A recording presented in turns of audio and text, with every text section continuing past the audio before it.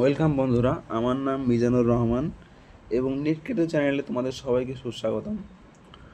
আমরা একটা chapter the living world complete করার পর আমরা বায়োলজিক্যাল ক্লাসিফিকেশন নামক একটা চ্যাপ্টার স্টার্ট করেছিলাম, যাতে অলরেডি আমরা একটা ভিডিও আপলোড করেছি। সেই ভিডিওতে তোমরা অনেক ভালোবাসা দিয়েছো, তার জন্য সকলকে ধন্যবাদ। এবং এই যে আমরা এই দ্বিতীয় ভিডিওটি শ্যুট করতে যাচ্ছি, এখানে আমরা আজকে ডিসকাস করব কিংডম মোনেরা। তো কিংডম মোনেরা থেকে যা যা কোশ্চেন আসতে পারে নেটে, সেগুলো সম্পর্কে আমরা বেসিক ডিসকাশনগুলো করব। ঠিক আছে, চলো শুরু করি। Bacteria are the sole members of the kingdom Monera. তাহলে মোনেরা কিংডমের যে মেম্বার বা সোল মেম্বার, সেটা কিন্তু bacteria. They are the most abundant microorganisms. Bacteria occur almost everywhere. তাহলে ব্যাকটেরিয়া যেটা কিংডম মোনেরার মেন সদস্য, এবং এরা কিন্তু অনেক অনেক সংখ্যায়, এবং এরা অলমোস্ট সব জায়গায় আছে, তোমরা যেখানে কল্পনা করতে পারো। আকাশে, বাতাসে, মহাকাশে, জমিতে, বা তোমার ধরো অনেক উষ্ণ প্রশ্নমন যেগুলো রয়েছে, জল, ফুটন্ত জল বেরোয়, সেইখানে পর্যন্ত এদের কিন্তু পাওয়া যায়। Hundreds of bacteria are present in the handful of your soil. যদি এক মুষ্টি তুমি মাটি নাও, তার মধ্যে কিন্তু অনেক শত শত ব্যাকটেরিয়া থাকবে। They also live in extreme habitats such as hot springs, deserts, snow, and deep oceans, where very few other life form can survive. এরা কিন্তু এক্সট্রিম কন্ডিশনে বাঁচতে পারে, যেমন ধরো হট স্প্রিং বা উষ্ণ বনে, মরুভূমিতে, বরফে, এবং এমনকি গভীর সমুদ্র, যেখানে অনেক কম জীবজগৎ কিন্তু উপস্থিত রয়েছে, সেখানেও কিন্তু তারা খুব সহজেই বাঁচতে পারে। Many of them live in or in on the other organisms as parasite. অনেকে কিন্তু অন্য জীবজন্তুর ভিতরে থাকে প্যারাসাইট হিসেবে, পরজীবী হিসেবে। প্যারাসাইট কি জিনিস? প্যারাসাইট বা পরজীবী জিনিসটা হচ্ছে যে সে অন্য একজনের কোনো একটা জীবের উপর মধ্যে গেল, সেই জীব থেকে পুষ্টি নেবে, বাসস্থান নেবে, এই যে একটা আগাছার মতো ব্যাপার, তাই এটাকে বলা হয় parasite. Bacteria are grouped under 4 categories based on their shape. তাহলে ব্যাকটেরিয়াকে কিন্তু 4টে ক্যাটাগরিতে ভাগ করা যায় তাদের শেপ বা আকৃতির ভিত্তিতে। স্ফেরিক্যাল, যদি গোলাকার হয় তাহলে তার নাম দেবো আমরা কক্কাস, প্লুরাল কক্কি। তাহলে যদি স্ফেরিক্যাল হয়, দেখো এরকম দেখতে হয় কক্কাস, গোল গোল। যদি রড শেপড দেখতে হয়,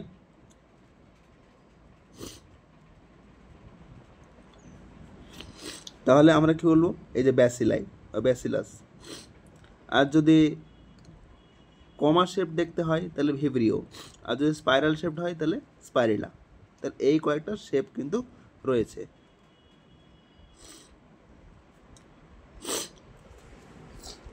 এবং শেপের ভিত্তিতে এদেরকে এইভাবে ক্লাসিফাই করা যায়। তাহলে একটা হচ্ছে ব্যাসিলাস, একটা হচ্ছে কক্কাই, একটা ভিব্রিও, একটা স্পাইরিলাম। তাহলে এই 4টি শেপ আমরা জানলাম। দো the bacterial structure is very simple. তাহলে ব্যাকটেরিয়ার যে স্ট্রাকচার সেটা কিন্তু খুব সিম্পল প্রকৃতির হয়, but they are very complex in behaviour. কিন্তু তাদের যে বিহেভিয়ার বা আচরণ, সেটা কিন্তু অনেক কমপ্লেক্স, সেটা কিন্তু যথেষ্ট জটিল। Compare to many other organisms, অন্যান্য জীবজন্তু থেকে তুমি যদি কম্পেয়ার করো, দেখবে যে ব্যাকটেরিয়া কিন্তু অনেক কমপ্লেক্স তার কাজকর্মে। Bacteria as a group show the most extensive metabolic diversity. Bacteria যখন একটা সমষ্টিবদ্ধ হয় বা গোষ্ঠীবদ্ধ হয়, তখন কিন্তু তাদের মোস্ট এক্সটেন্সিভ যে মেটাবলিক ডাইভার্সিটি সেটা শো করে।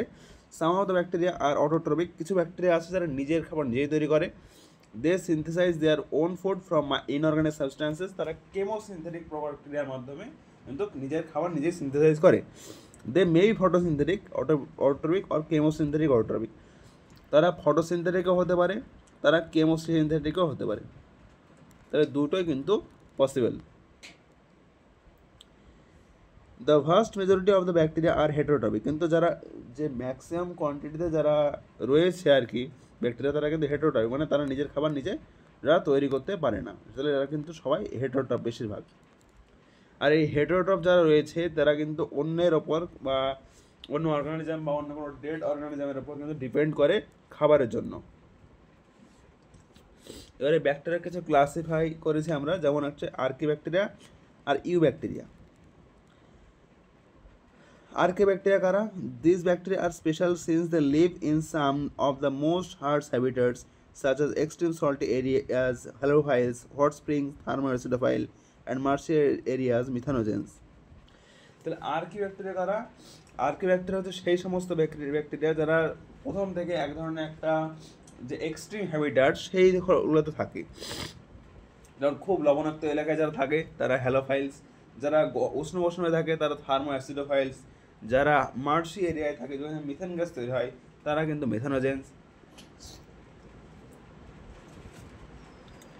Archaebacteria differ from other bacteria in having a different cell wall structure. Archaebacteria কিন্তু একটা সেল ওয়াল যে স্ট্রাকচার সেখানে কিছু পরিবর্তন থাকে, তাহলে cell wall different than another bacterias, and this feature is responsible for their survival in extreme condition. এবং এই সেল ওয়ালের যে আকৃতি পরিবর্তন এটাই কিন্তু ওদেরকে এই এক্সট্রিম কন্ডিশনে বাঁচতে সাহায্য করে। Methanogens are present in the gut of the several ruminant animals such as cows and buffaloes. মেথানোজেন কিন্তু গরু এবং মহিষ এই ধরনের যেসব রুমিন্যান্ট প্রাণী রয়েছে তাদের শরীরেও কিন্তু থাকে এবং মিথেন গ্যাস তৈরিতে সহায়তা করে। And they are responsible for the production of methane gas or biogas from the dung of these animals. এবং এই মিথেন এর মধ্যে যে ব্যাকটেরিয়া থাকে এরাই কিন্তু মিথেন গ্যাস বা বায়োগ্যাস তৈরিতে সাহায্য করে গরুর গোবর থেকে। তাহলে eubacteria next part. There are thousands of different eubacteria are true bacteria. তাহলে ইউব্যাকটেরিয়া বা ট্রু ব্যাকটেরিয়া সম্পর্কে এবার আমরা জানবো।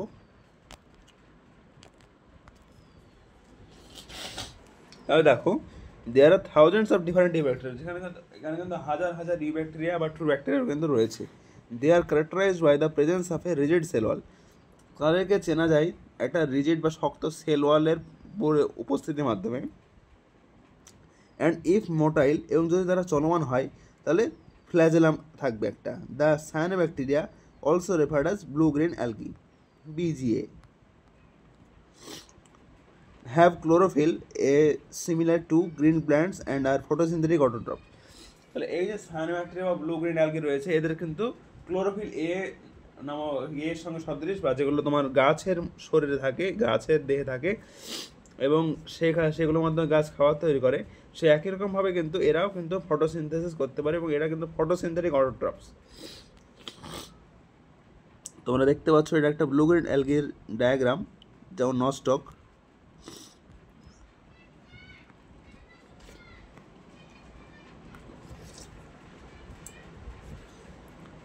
The cyanobacteria are unicellular. এই যে সায়ানোব্যাকটেরিয়া রয়েছে এরা কিন্তু এককোষী, colonial R filamentous.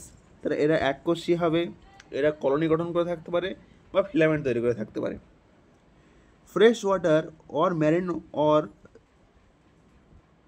Terrestrial algae.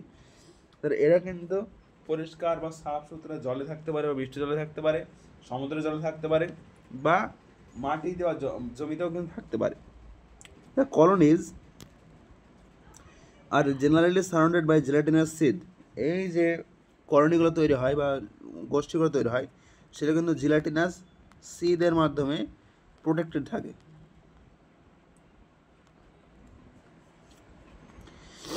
They often forms blooms in the polluted water bodies. এরা কিন্তু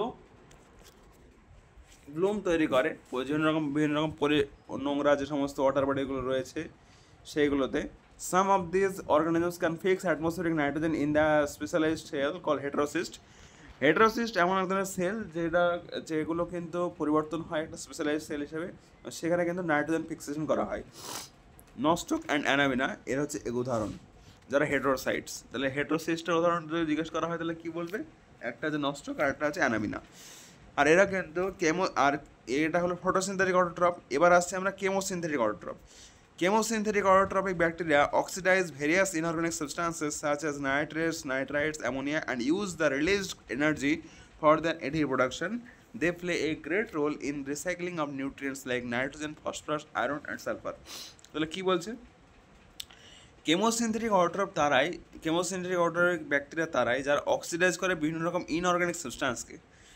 এবং যেমন নাইট্রেট, নাইট্রাইট, অ্যামোনিয়া এই সমস্ত যেসব প্রোডাক্টগুলো রয়েছে তাদেরকে কিন্তু রিসাইকেল করে এবং এখান থেকে যে এনার্জিটা পাই সেটাই কিন্তু তাদের এটিপি প্রোডাকশনে কাজে লাগায়।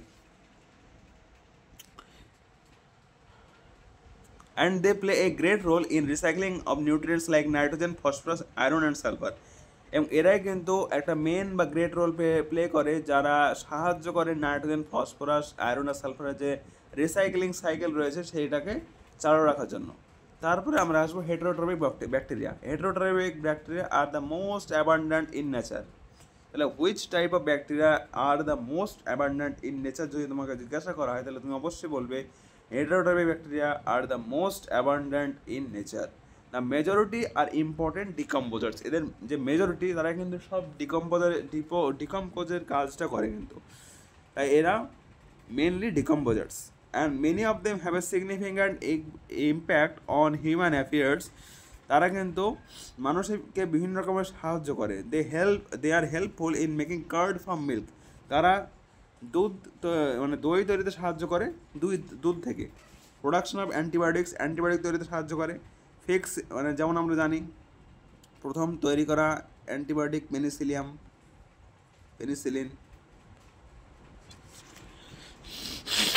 প্রথম অ্যান্টিবায়োটিকটা কী ছিল? পেনিসিলিন।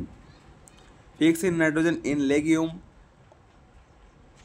রুটস এবং কিন্তু নাইট্রোজেন ফিক্সেশন করতেও সাহায্য করে। And are pathogens causing damage to human beings, crops, farm, animals and pets.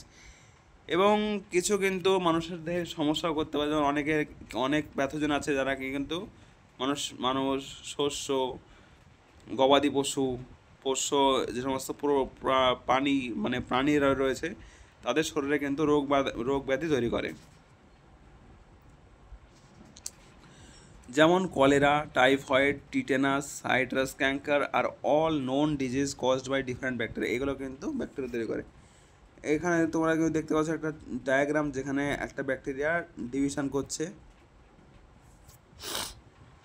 Bacteria reproduce mainly by fission. Bacteria কিন্তু বিভাজনের মাধ্যমে ডিভিশন করে, যেটা তোমরা দেখলে ডায়াগ্রামে।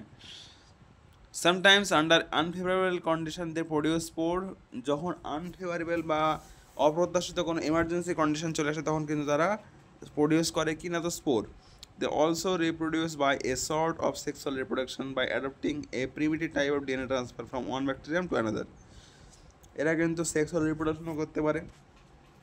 যেমন ধর একটা ব্যাকটেরিয়া, এটা একটা ব্যাকটেরিয়া পাশাপাশি আসলো, এদের মধ্যে একটা টিউব মতো তৈরি হয় এবং এর মাধ্যমে জেনেটিক যে সমস্ত ম্যাটেরিয়াল আছে সেগুলো ট্রান্সফার হয় এবং এটার মধ্যে রিপ্রোডাকশন হয়। এটা কিন্তু অনেক ওল্ড একটা মেকানিজম, অনেক primitive type.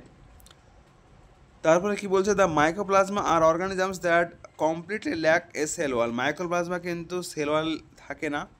They are the smallest living cells known and can survive without oxygen. এবং এরা কিন্তু সবচেয়ে ছোটো সেল যাদেরকে জানা গেছে এখন অবধি, এবং অক্সিজেন ছাড়াই বাঁচতে পারে। Many mycoplasma are pathogenic in animals and plants. মাইক্রোপ্লাজমারা কিন্তু প্যাথোজেনিক হয় বা রোগবালা সৃষ্টি করতে পারে মানুষের শরীরে, প্রাণীর শরীরে বা বিভিন্ন গাছপালার শরীরে। তো আজকের টপিক এইটুকুই ছিল। আমরা আজকে কিংডম মনেরাটা কমপ্লিট করলাম। তোমাদের যদি কিংডম মনেরা রিলেটেড কোনো কোশ্চেন থাকে বা কোনো কোয়ারি বা কোনো ডাউট থাকে তোমরা অবশ্যই কমেন্ট সেকশনে আমাকে জানাও, আমি তার উত্তর দেওয়ার চেষ্টা করব। কালকে আমরা নিশ্চয়ই প্রতিষ্ঠাটা কমপ্লিট করার চেষ্টা করব। তোমরা ততক্ষণ লাইক, শেয়ার, সাবস্ক্রাইব করে আমাদের পাশে থাকতে পারো এবং ধন্যবাদ তোমাদেরকে সম্পূর্ণ ভিডিওটি দেখার জন্য।